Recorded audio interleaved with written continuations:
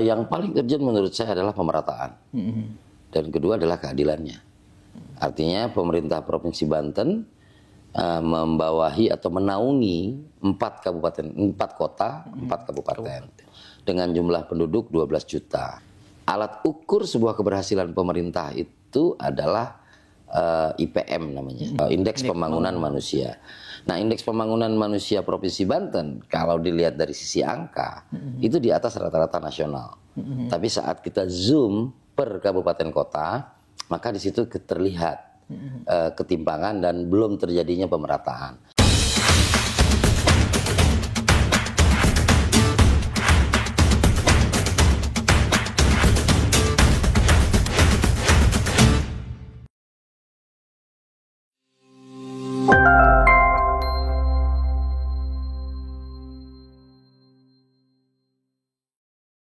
Assalamualaikum warahmatullahi wabarakatuh, Sobat Kabar Banten. Bertemu lagi bersama saya Irfan Muntaha dalam program Mode Ngobrol bareng Anggota Dewan. Nah, kali ini saya akan berbincang langsung dengan Ketua DPRD Provinsi Banten, Bapak Andra Soni. Assalamualaikum warahmatullahi wabarakatuh. Waalaikumsalam warahmatullahi wabarakatuh. Pak Andra, gimana kabarnya, sehat ya? Alhamdulillah. Alhamdulillah. Jelang akhir tahun 2024, sebenarnya makin padat kan agenda begitu ya? Iya, sekaligus juga ini akhir masa jabatan. Akhir masa jabatan. Iya, Pak Ketua. Tentu bagi kalangan pejabat tidak asing dengan Pak Andra Soni, tapi Sobat Kabar Banten mungkin pengen tahu nih, Pak Andra Soni dikenal dengan sosok yang sukses di karir politik, tetapi kemungkinan pasti ada sejarah yang perlu diketahui oleh Sobat Kabar Banten. Nah, gimana tuh Pak? Awal mula mengenal dunia politik, awalnya seperti apa tuh? Kalau dunia politik memang dari kecil saya hobi membaca.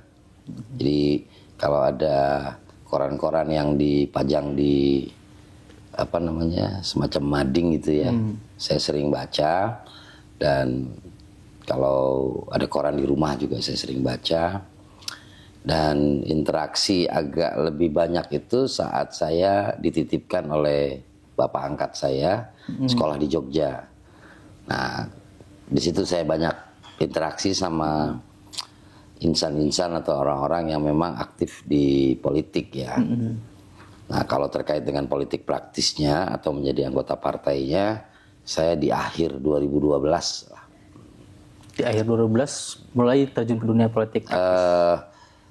Interaksinya lebih intens dengan politik praktis, artinya menjadi keanggotaan partai lah gitu. Hingga kemudian maju sebagai calon anggota DPRD Provinsi Banten. Calon anggota DPRD itu di 2013 mendaftar, 2014 mencalonkan diri.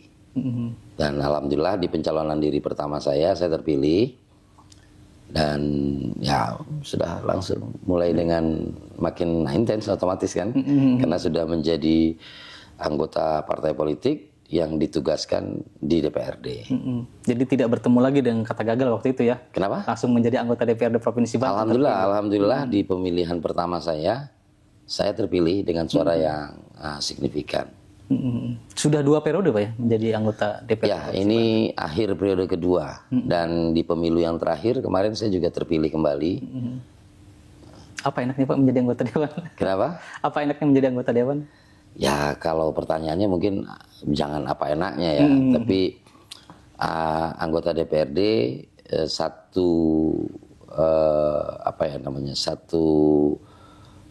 kalau saya bilang sebuah tempat pengabdian kepada masyarakat dalam dunia politik lah begitu, di bidang politik kurang lebih gitu ya. Walaupun pengabdian tidak harus di DPRD, sebelumnya kan saya juga mengabdi ya kepada keluarga saya, kepada lingkungan saya ya sebagai pengusaha. Dan sebelum jadi pengusaha ya saya mengabdi kepada hidup saya, kepada lingkungan saya ya sebagai pekerja. Dan ya begitu. Dan insya Allah pengabdian itu dilanjutkan gitu ya menjadi ke depan. Ya, selama kita masih diberi kesehatan dan diberikan kemampuan gitu, insya Allah ya selama itu bermanfaat bagi masyarakat, saya akan laksanakan. Ya, tidak terasa tahun menjadi anggota DPRD Provinsi Banten dan akan berakhir di tanggal 2 September Pak ya, 2024. Iya, 2 September dijadwalkan ada paripurna istimewa pelantikan. Nah, kalau ada pelantikan anggota, secara otomatis anggota yang lama dengan sendirinya purna tugas. Apa yang menjadi PR Pak untuk saat ini bagi anggota DPRD Provinsi Banten? Anggota DPRD atau DPRD sendiri kan undang-undang pemerintahan daerah kan memposisikan DPRD itu merupakan salah satu unsur penyelenggaraan pemerintahan daerah bersama-sama dengan gubernur. Artinya yang menjadi PR gubernur atau menjadi PR pemerintah daerah, dalam hal ini pemerintah Provinsi Banten juga merupakan PR daripada seluruh anggota DPRD. Jadi kalau saya lihat yang hari ini menjadi PR kita bersama adalah terkait dengan percepatan pembangunan. Karena masyarakat itu enggak terlalu concern apakah kita anggota DPRD provinsi, apakah kita anggota DPRD kabupaten kota. Bagi mereka adalah kita merupakan tempat mereka menyampaikan unek-unek, tempat mereka menyampaikan aspirasinya, dan tentu tempat mereka menyampaikan harapannya. Karena jumlah anggota DPRD sekarang jumlahnya 100. Artinya terbagi di 12 dapil di 8 kabupaten dan kota. Dan yang harus menjadi poin penting kita adalah bagaimana kita mampu menyerap aspirasi dan kemudian penyerapan aspirasi tersebut dikanalisasi menuju perbaikan-perbaikan atau mencapai daripada harapan daripada aspirasi tersebut. Nah, DPRD punya kanal itu. Ya, DPRD punya peran dalam rangka perencanaan, punya peran juga dalam rangka pengawasannya, dan punya peran juga dalam merumuskan kebijakan bersama. Sehingga peran DPRD ini sangat penting sebagai unsur penyelenggaraan pemerintahan daerah dengan 3 tugas, yaitu tugas legislasi, tugas budgeting, dan kemudian juga tugas pengawasan.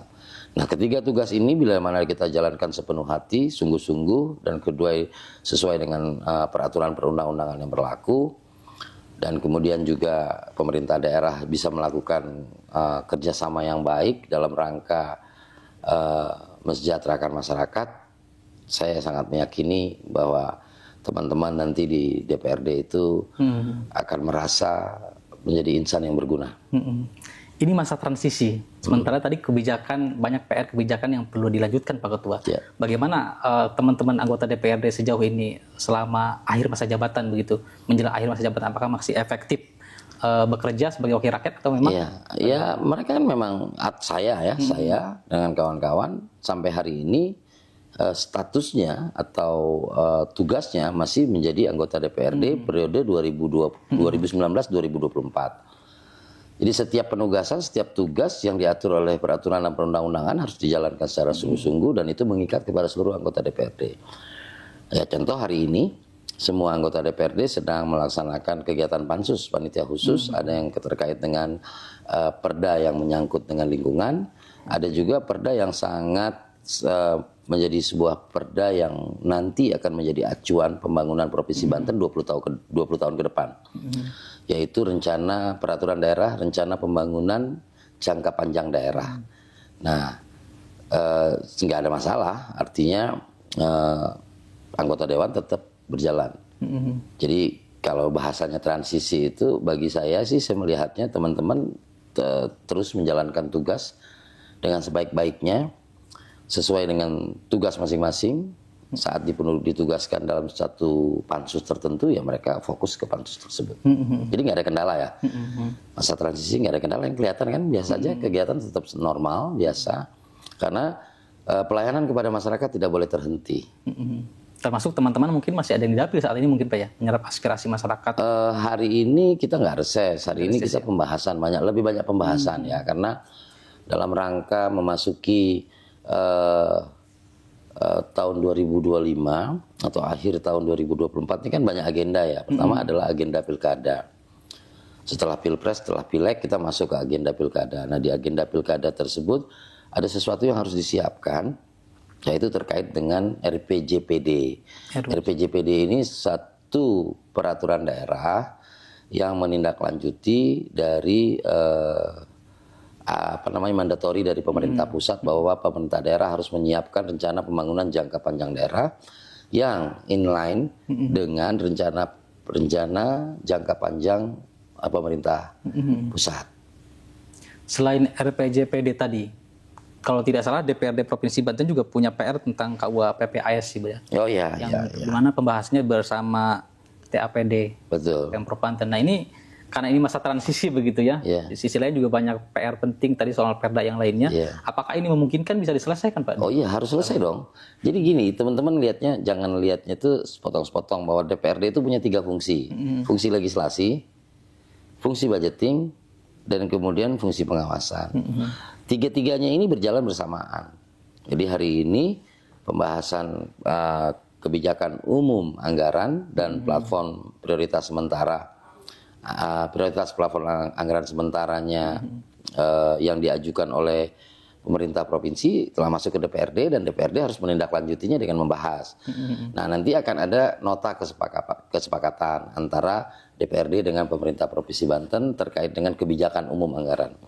Nah, kebijakan umum anggaran ini nanti ditindaklanjuti oleh pemerintah Provinsi Banten dengan mengajukan rancangan APBD. Nah, ini berjalan terus, dan DPRD telah memiliki yang disebut dengan alat kelengkapan DPRD. Nah, alat kelengkapan DPRD itu mulai dari pimpinan, kemudian AKD, komisional, komisi 1 sampai dengan komisi 5, dan semua berjalan. Jadi dipastikan agenda terdekat tadi bisa diselesaikan oleh anggota DPRD yang sekarang, harus selesai. Bukan ya, harus selesai karena memang itu tugas kan. Kalau diberi tugas, kalau ada tugas ya harus selesai. Nah, KUA PPAS juga diatur juga waktunya, di batasan tertentu dia harus selesai.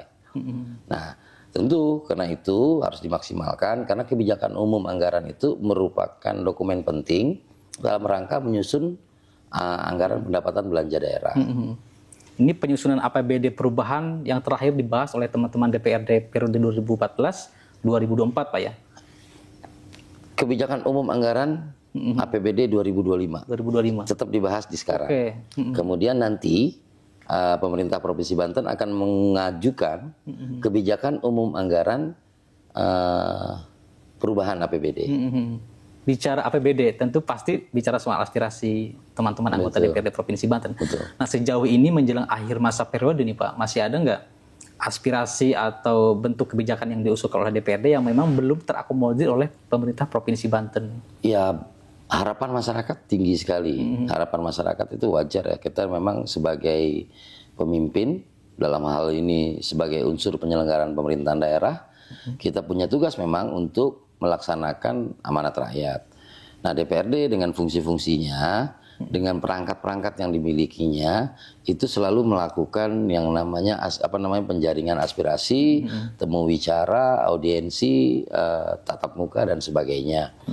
Nah, dalam kolom DPRD kami juga punya sebuah pandangan terhadap aspirasi masyarakat yang kemudian kami sampaikan melalui forum-forum yang disediakan atau kanal-kanal yang disediakan di dalam peraturan perundang-undangan.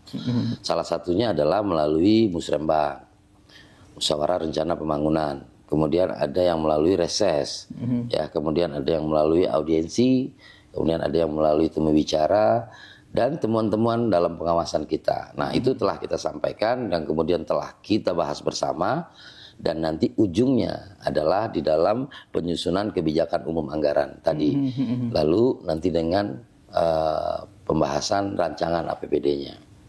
Nah, apakah sudah terakomodir semua? Tentu dengan segala upaya, tentu dengan segala koridor-koridor yang ada, belum semua bisa terlaksana, tapi setidak-tidaknya upaya-upaya perbaikan selalu kita lakukan. Contoh, PR kita hari inilah bagaimana tentang pendidikan. Kita masih banyak menemukan permasalahan anak-anak lulusan SMP mau masuk ke SMA, itu banyak yang tidak mendapatkan kursi atau banyak tidak mendapatkan kesempatan untuk bisa belajar di sekolah negeri. Ini juga jadi PR.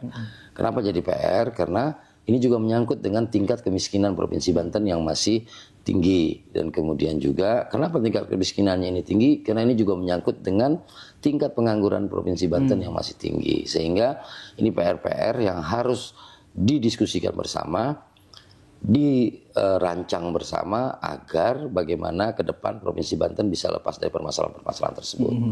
Belum lagi stunting, ya tingkat stunting kita juga harus diupayakan, pengurangan stuntingnya harus diupayakan karena tingginya stunting itu adalah cerminan mengenai kemiskinan.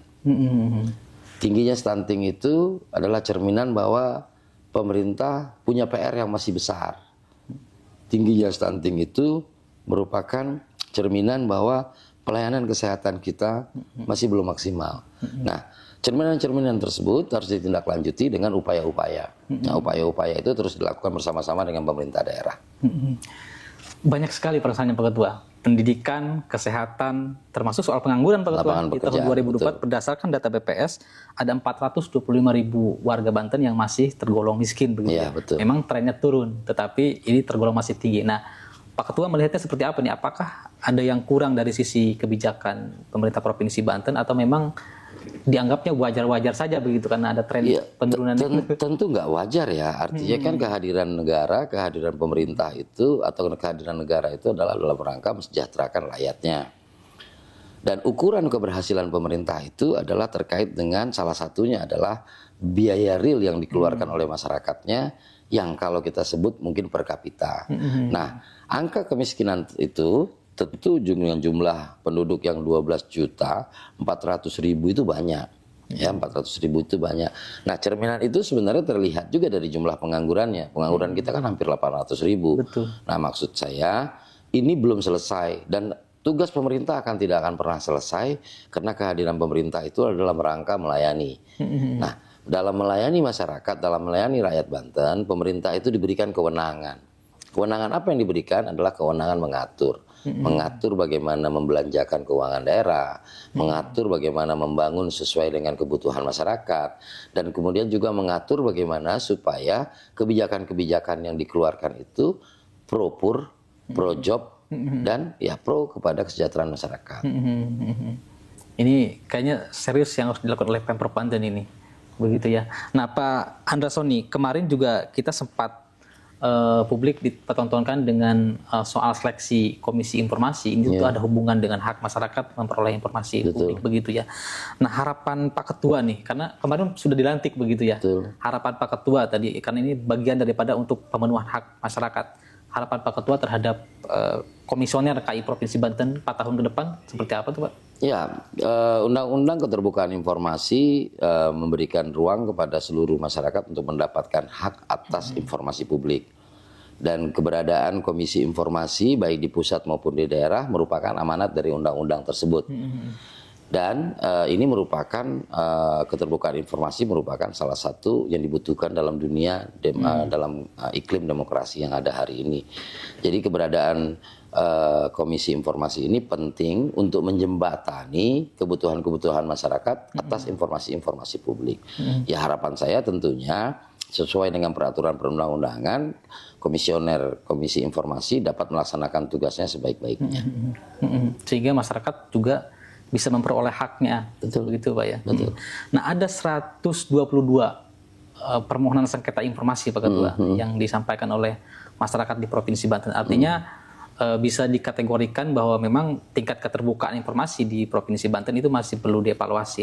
Nah, apakah para komisioner ini cukup duduk manis menyelesaikan permohonan sengketa atau memang juga harus turun ke OPD untuk mendorong agar transparan begitu dalam hal? Jadi gini, dengan adanya pengajuan permohonan informasi publik itu menandakan kesadaran masyarakat atas hak mereka memperoleh informasi publik itu disambut dengan baik. Nah, tinggal bagaimana Komisi Informasi Daerah ini mampu melaksanakan tugas dan fungsinya sebagai jembatan atas keterbukaan informasi, dan itu sudah diatur di undang-undang ya. Jadi tugas kita adalah melaksanakan undang-undang sebaik-baiknya. Melaksanakan undang-undang sebaik-baiknya PR bagi teman-teman komisioner KI Provinsi Banten. Nah, momentum yang tepat pada saat ini Pak Ketua akan datang di tahun ini juga bulan Oktober begitu ya. Usia Provinsi Banten itu menginjak pada 24 tahun. Nah, dalam perpanjang sejarah tentu Pak Ketua melihat perkembangan Provinsi Banten. Nah, hal saat ini yang paling urgen yang perlu diperjuangkan oleh pemerintah Provinsi Banten apa saja tuh Pak Ketua? Iya, yang paling urgen menurut saya adalah pemerataan. Dan kedua adalah keadilannya. Artinya pemerintah Provinsi Banten membawahi atau menaungi 4 kota, 4 kabupaten dengan jumlah penduduk 12 juta. Ya, yang luas wilayahnya 9.000 km persegi lebih. Dan hari ini alat ukur sebuah keberhasilan pemerintah itu adalah IPM namanya, indikator Indeks Pembangunan Manusia. Nah, Indeks Pembangunan Manusia Provinsi Banten kalau dilihat dari sisi angka itu di atas rata-rata nasional. Tapi saat kita zoom per kabupaten kota, maka di situ terlihat ketimpangan dan belum terjadinya pemerataan. Nah, PR pemerintah Provinsi Banten ke depan adalah bagaimana mendistribusikan ya APBD-nya, mendistribusikan keberpihakannya kepada seluruh masyarakat Banten di 8 kabupaten kota. Jadi saya melihat bahwa PR utama adalah bagaimana memaksimalkan ketertinggalan-ketertinggalan yang dialami oleh beberapa kabupaten kota yang terkendala dengan kekuatan fiskal masing-masing. Ini yang harus dilakukan oleh pemerintahan ke depan. Jadi menurut saya Banten ke depan itu harus lebih merata dan tentunya harus lebih adil. Ataukah juga perlu kerjasama dengan pemerintah kabupaten kota, karena bicara Banten bukan hanya provinsi. Jadi bukan perlu, memang pemerintah Provinsi Banten itu merupakan koordinator, merupakan kepanjang tanganan pemerintah pusat di daerah. Jadi dia bukan pesaing atau dia bukan entitas terpisah gitu loh. Dan nggak boleh lagi lah kita bicara contoh gini, itu kan bukan kewenangan provinsi. Nggak bisa, kewenangan Provinsi Banten itu adalah salah satunya mengkoordinir kabupaten kota, mengayomi seluruh masyarakat yang ada di kabupaten kota dengan cara ya bekerja sama. Nah, bekerja sama ini bukan pilihan, tapi keharusan. Jadi Pak Irfan tadi bilang bahwa harus bekerja sama, memang harus. Jadi kalau tidak terjadi kerjasama, maka itu yang terjadi nanti. Secara rata-rata tampak bagus, tapi saat kita zoom per kabupaten kota terlihat ketimpangan. Nah, sedangkan gitulah keadilan itu kan penting, pemerataan itu penting. Maka dari beberapa saya melakukan silaturahmi kepada para ulama dan lain-lain, pesannya selalu, ya kan, pemerataan, pembangunan. Pemerataan itu bagian daripada keadilan, begitu ya? Betul. Keadilan untuk masyarakat di Provinsi Banten. Nah, saat ini juga momentum jelang HUT Provinsi Banten, kita tahu beberapa bahkan ribuan masyarakat Cilangkahan, Pak Ketua, yang menuntut agar ada pemekaran Kabupaten Lebak begitu, atau yang disebut dengan Kabupaten Cilangkahan. Nah, ini bagaimana Pak Andra melihat? Iya, tuntutan ini adalah sesuatu yang telah berjalan lama dalam rangka bagaimana pusat-pusat pelayanan publik itu semakin dekat ke masyarakat. Tahun 2013 kalau saya tidak salah, atau 2014 kalau saya tidak salah, mohon dikoreksi, itu sudah terbit Ampres, amanat Presiden terkait dengan daerah otonomi baru, dan salah satunya adalah di Cilangkahan. Secara teknis, secara administratif sebenarnya sudah tidak ada kendala, ya. Kabupaten induknya sudah setuju, dan kemudian kesiapan wilayahnya juga sudah ada kajiannya, dan melihat luas wilayahnya juga sudah dirasakan perlu, ya. Dan bagi saya sesuatu yang memang benar ya harus kita perjuangkan. Dan menurut saya daerah otonomi baru Cilangkahan itu telah siap. Dan Pak Andra mendukung itu ya? Ya, saya tentu mendukung. Sesuatu yang betul ya saya harus mendukung. Apa yang akan dilakukan Pak Andra nih? Karena ini kan tadi sebenarnya sudah keadaan siap begitu ya? Kalau bicara tentang apa yang saya akan lakukan, tentu kan Irfan bertanya, saya diwawancara hari ini kan dalam kapasitas sebagai Ketua DPRD. Dan yang telah kita lakukan adalah memfasilitasi ya teman-teman dari DOB Cilangkahan ini atau dari PKC Cilangkahan ini melakukan upaya-upaya komunikasi kepada pemerintah pusat. Itu telah kita lakukan. Nah, batasan-batasan kita adalah memberikan semacam stressing bahwa memang statement kita bahwa pemekaran wilayah salah satunya adalah terkait dengan Cilangkahan, itu sebuah kebutuhan, bukan keinginan, lebih kepada kebutuhan. Kenapa saya bilang kebutuhan? Karena memang luas wilayah Kabupaten Lebak itu lebih dari sepertiga wilayah Banten. Keterbatasan fiskalnya itu juga mengakibatkan perlambatan pembangunan, khususnya infrastruktur. Nah, bila infrastrukturnya lambat, tentu juga pembangunan manusianya juga akan terkendala. Makanya saya bilang bahwa pemekaran wilayah tersebut merupakan sebuah kebutuhan. Dan saya punya keyakinan bahwa itu bila mana itu dilakukan oleh pemerintah pusat, karena kewenangannya ada di pemerintah pusat, dan kemudian kita laksanakan sebaik-baiknya, pemerintah Provinsi Banten, pemerintah Kabupaten Lebak, insya Allah percepatan itu akan bisa kita maksimalkan. Iya, jadi berdoa saja buat sobat Kabanten yang ada di Cilangkahan, insya Allah akan segera terwujud begitu Pak Ketua ya. Mudah-mudahan ya. Amin ya. Pak Ketua, ini momentum yang sangat tepat juga nih. Kita dihadapkan dengan Pilkada 2024 begitu ya. Sebagai Ketua DPRD Provinsi Banten, apa harapan Pak Ketua terhadap penyelenggaraan di Pilkada 2024 ini? Ya, pertama pelaksanaan Pilkada serentak tahun 2024 merupakan amanat daripada konstitusi. Dan saya sangat berharap bahwa pelaksanaan Pilkada yang akan datang ini bisa menghasilkan kepemimpinan yang dapat membawa Banten itu lebih sejahtera. Upaya-upaya yang telah kita lakukan selama ini, yang telah dilakukan oleh pendahulu-pendahulu kita dalam mensejahterakan Provinsi Banten ini tentu harus kita lanjutkan. Nah, PR-PR-nya kita sudah tahu, permasalahan-permasalahannya kita sudah tahu, solusi-solusinya insya Allah semua juga sudah tahu. Tinggal bagaimana kita bisa memaksimalkan proses Pilkada ke depan ini berjalan dengan baik, berjalan dengan aman, dan tentu berjalan dengan damai. Dan saya punya keyakinan bahwa proses ini salah satu jalan menuju Banten yang lebih sejahtera. Ada Bawaslu dan KPU selaku penyelenggara Pilkada nih Pak Ketua. Ada pesan penting apa buat teman-teman penyelenggara Pilkada ini? Ya, mereka sudah tahu apa yang mereka harus lakukan. Mereka bukan hanya baru sekali menghadapi kontestasi. Sebelum lama mereka sudah melaksanakan pemilu dan pemilu presiden dan pemilu legislatif. Dan mereka sudah punya caranya, mereka sudah punya koridornya, mereka sudah punya panduannya. Dan saya hanya mengharapkan mereka bekerja secara profesional, ya sesuai dengan amanat perundang-undangan. Baik Pak Ketua. Tadi kita sudah runut benar berbicara nih, bicara masalah Banten, kemudian jelang HUT Banten dan juga Pilkada. Itu ada banyak PR yang sudah kami catat, dan Sobat Kabar Banten juga tahu yang sudah mencatat apa yang disampaikan oleh Pak Andra Sony dengan berbagai masalahan menjadi PR kepala daerah yang akan datang. Pak Ketua, ini momentum yang tepat juga menjelang akhir masa jabatan, mungkin ada pesan penting buat Sobat Kabar Banten, khususnya masyarakat di Provinsi Banten.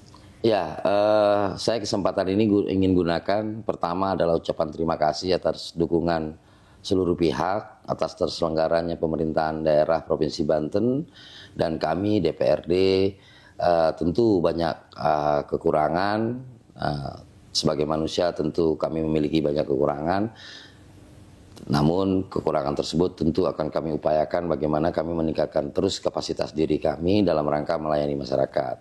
Dan saya berterima kasih juga atas dukungan selama ini kepada DPRD Provinsi Banten, dan kemudian juga kritik, saran, masukan, kerjasama, dan lain-lain yang telah kita lakukan bersama-sama dengan seluruh masyarakat Banten, seluruh stakeholders yang ada di Banten, merupakan anugerah yang kami dapatkan, dan semoga pengabdian yang telah kami lakukan selama ini dengan 85 anggota DPRD, mohon dibukakan pintu maaf atas segala kekurangan-kekurangannya, dan mohon didoakan agar ke depan Provinsi Banten bisa lebih baik. Baik, terima kasih Pak Andra Sony atas penyampaiannya, dan tentu mudah-mudahan pengabdiannya Allah Subhanahu wa taala membalas dengan yang berlipat ganda, dan tentunya PR terpenting mudah-mudahan bisa melanjutkan pengabdiannya di Provinsi Banten begitu. Amin ya rabbal alamin. Baik Sobat Kabar Banten, terima kasih sudah membersamai. Saksikan terus program podcast Kabar Banten. Billahi taufiq wal hidayah. Assalamualaikum warahmatullahi wabarakatuh. Waalaikumsalam warahmatullahi wabarakatuh.